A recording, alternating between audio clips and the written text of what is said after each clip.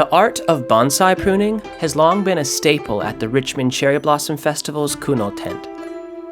Tak Yamaura has dedicated his life to bonsai and has more than 45 years of experience in this craft.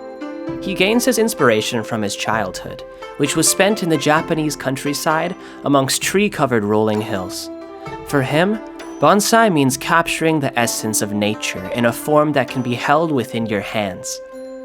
The word bonsai is a Japanese term that translates to planted in a container. The aim of this craft is to grow a miniature but realistic representation of nature. It's an involved art form that requires patience and commitment.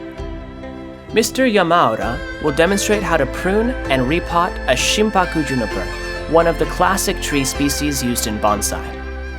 This juniper came from the Kyushu region of Japan, which encompasses Wakayama, Richmond's sister city since 1973.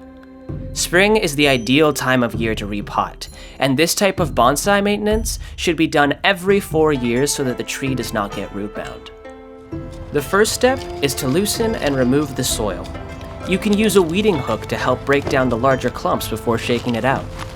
Next, remove the larger roots using bonsai scissors or shears, which are specially designed for cutting away roots and are very sharp. Removing the large roots will allow the smaller, fibrous roots to grow. Place the tree in the new pot, which has been prepared in advance using soft aluminum wires. These wires are looped through the drainage holes at the bottom of the pot to secure the tree until the roots are established. When positioning the tree, make sure it's slightly off-center when viewed from the front. Nature is not perfectly symmetrical, and this is meant to look as natural as possible. Now we can start to add the appropriate type of soil. Mr. Yamaura is using a 50-50 mix of akadama soil, a quality soil that helps retain water, and kiryuzuna, a sand-based soil that promotes good water drainage. He then ensures the soil gets between the roots to avoid air pockets, and for stability, a simple chopstick is the ideal tool for this. Add more akadama soil for top dressing. Trim the branches to ensure the size of the tree and the pot are balanced. Because the tree is now too tall, Mr. Yamaura trims the top and peels back the bark. This will create a dead branch that will eventually be removed. Add moss in patches, placing it using chopsticks and securing it with U-shaped staples made with a thin bonsai wire. Moss is used for decoration, but also to retain moisture. Next, give your bonsai a nice big drink of water. One of the aims in bonsai is to mimic the natural appearance of trees that are thousands of years old.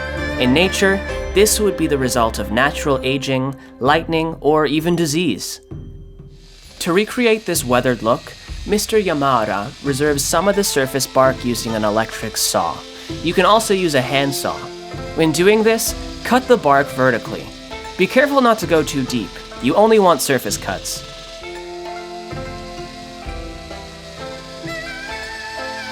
Once complete, sand the bark smooth with sandpaper or a steel brush. You can also treat the exposed areas of wood with lime sulfur to bleach and preserve the carefully aged look.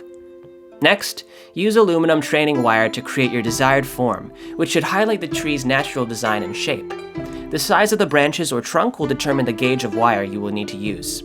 Without training, the natural growth habit of branches is to move vertically upwards. This wire will guide the branches to grow downwards instead, creating a unique aesthetic. This wire can be removed in 2 to 3 years. Our final step, once you're done wiring, is to wipe the trunk and branches down with oil to bring out natural contrast in the bark.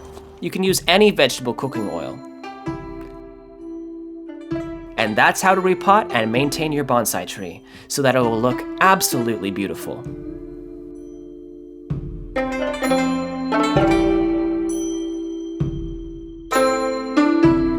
Mark your calendars for next spring 2023, when we hope you will join us in person at Gary Point Park under the Kuno tent.